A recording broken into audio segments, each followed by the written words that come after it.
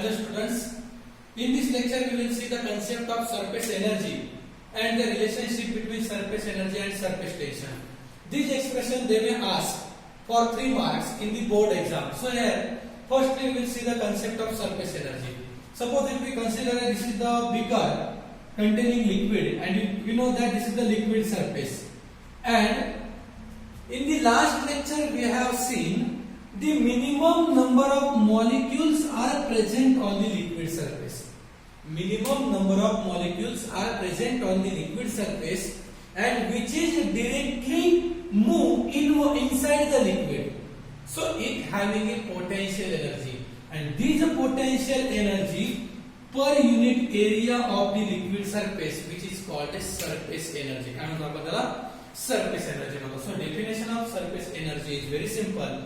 The potential energy per unit area of the liquid surface is called a surface energy. Potential energy per unit area of the liquid surface is called a potential energy. So next point is the relationship between surface energy and surface tension. याच्यामध्ये relation काय आहे ते आता आपल्याला बघायचं आहे. So we will consider a open rectangular frame A, B, C, D. आपल्याला एक open rectangular frame consider करायचे आहे.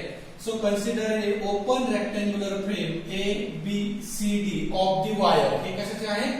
वायरचे आहे. The wire PQ is able to slide over the rectangular frame without friction. म्हणजे आता आपल्याला नंतर असे ऍडजस्टमेंट करायचे आहे की दुसरी एक वायर घ्यायची आहे, ती आहे वायर PQ.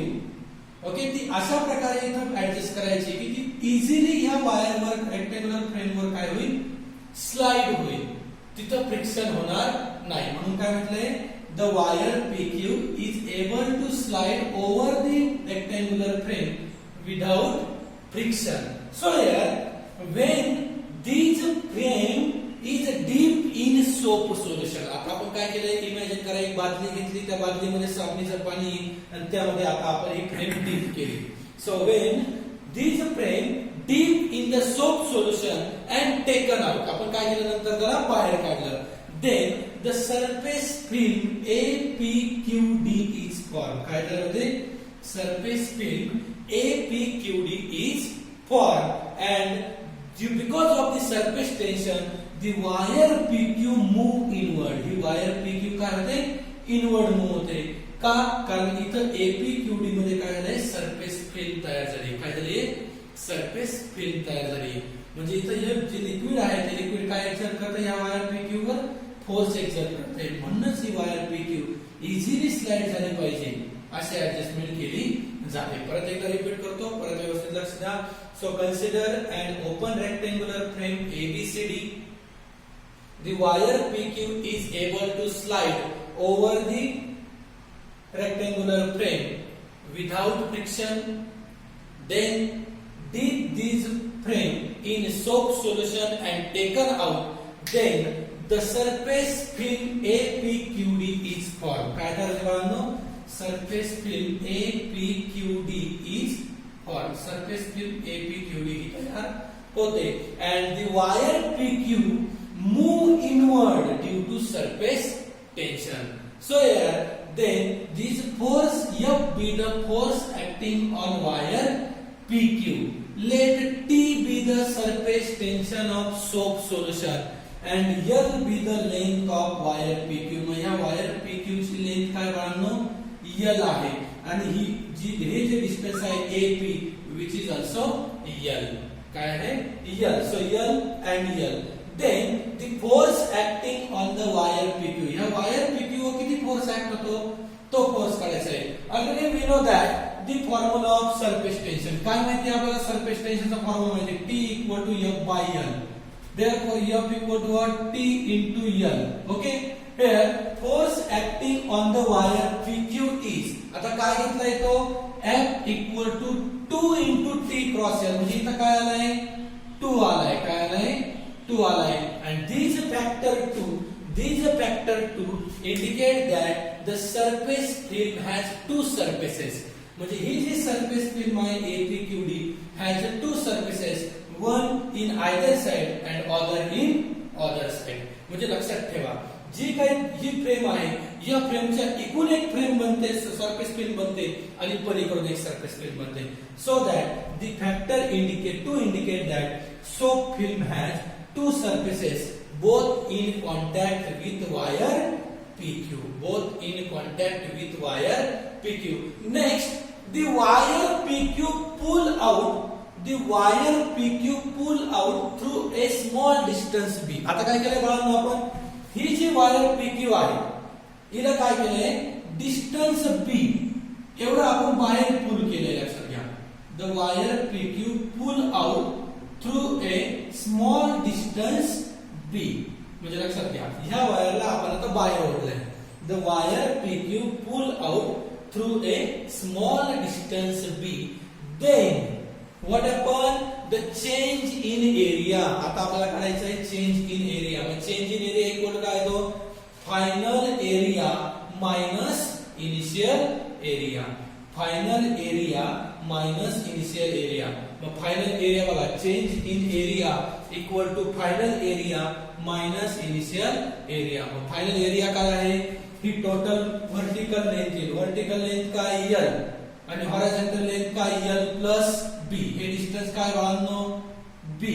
सो हियर म्हणजे हे डिस्टन्स काय L plus B into L. So change in area equal to final area is L into L plus B minus initial area काय आहे length into this length that means L cross L then L into L square plus L into B L cross B minus L into L square then this plus L square and minus L square get cancelled so that here remaining is change in area is L cross B but the surface film has two surfaces. Surface film ला किती surface आहे 2. So total change in area is A equal to 2 into L cross B. म्हणजे इथं factor 2 ने काय indicate केलं surface film has to surfaces. Therefore total change in area is A equal to 2 into L cross B. Then we know that when we pull this wire PQ outward through a small distance B, then during this displacement work has to be done. काही ना काही work done होणार आहे कारण वायरची position change झाली. So work done during the displacement is W equal to force into displacement. काय येते बाळांनो force into displacement. Therefore W equal to force into displacement is B. Displacement काय आले बाळांनो B. And we know that the equation number 1 means what F equal to 2t cross L. मग इथं आपण value put केली F ची value put केली 2t cross L आणि B as it is so that W equal to 2t cross L cross B. मग आता 2t से बाहेर घेतला therefore W equal to t into 2 into L cross B. या 2 ने काय केलं आपण L cross B ला मल्टिप्लाय केलं. काय केले L cross B ला मल्टिप्लाय केलं. मग आता काय करायचं बाळांनो आता आपण बघितलंय we know from equation 2 वरनं काय मिळालं 2 into L cross B equal to total change in area. काय मिळालंय आपल्याला टोटल चेंज इन एरिया. मग आता जर आपल्याला टोटल चेंज इन एरिया मिळालाय तर या इक्वेशनला म्हणायचं फ्रॉम इक्वेशन 2 मग बघा काय येतं W equal to T into 2 into L cross B म्हणजेच काय A. Therefore A and we know that the work done is always stored. काय आपल्या सर्वांना माहिती we know that work done is always stored is in the form of potential energy. Which energy?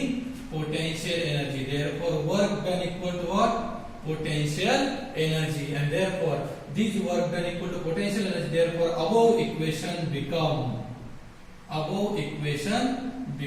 काय change होते यामध्ये work done which is replaced by potential energy. Therefore potential energy equal to surface tension into area.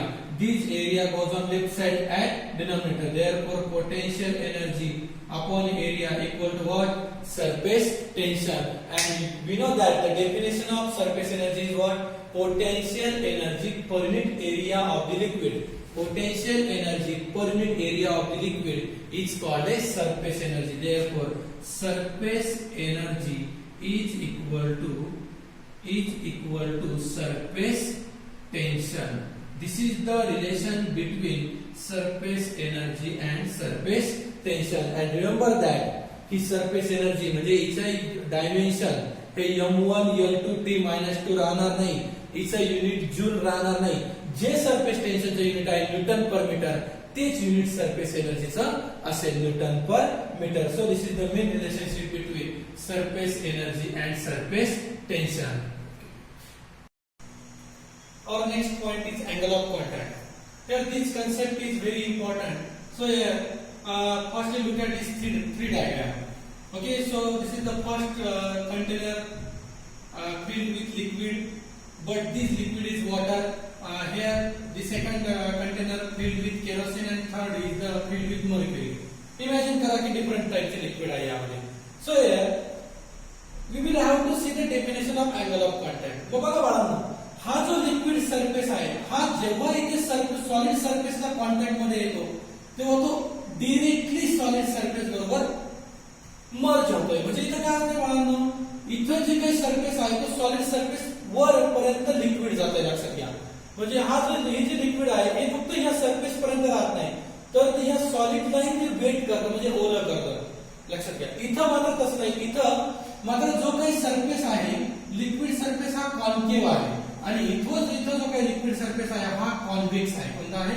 Convex आहे. मग आता आपल्याला काय करायचं, angle of कॉन्टॅक्टची डेफिनेशन बघायची.